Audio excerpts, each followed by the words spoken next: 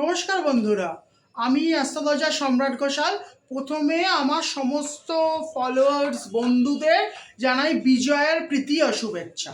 আর আপনাদের একটা জিনিস জানতে চাইছি, দুর্গাপুজো কেমন কেটেছে? আশা করছি ভালো কেটেছে। আজকে যে কথাটা বলতে এলাম সেটা হলো, যাদের কেস চলছে, প্রচুর অনেক দিনের কোর্ট কেস চলছে, কেস মেটার নাম নেই, কেস চলেই যাচ্ছে, তারা কি করবেন? প্রত্যেক দিন বগলামুখী কবচ যেটা আছে, বগলামুখী কবচ আমাদের তন্ত্রে, ওইটা পাঠ করবেন। এই বগলামুখী কবচ বাংলায় আপনার অ্যাভেলেবেল আছে, ইন্টারনেটে পেয়ে যাবেন। যদি অসুবিধা হয় আমাকে বলবেন, আমাকে কমেন্ট করবেন, আমি পিডিএফ করে পাঠিয়ে দেবো আপনাদের হোয়াটসঅ্যাপ নাম্বার দিলে আমি পিডিএফ করে পাঠিয়ে দেবো।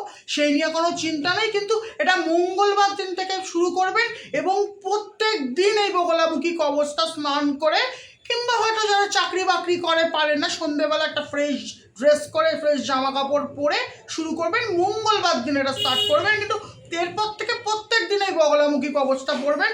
1 মাসের মধ্যে কিন্তু ফল পাবেন। নমস্কার।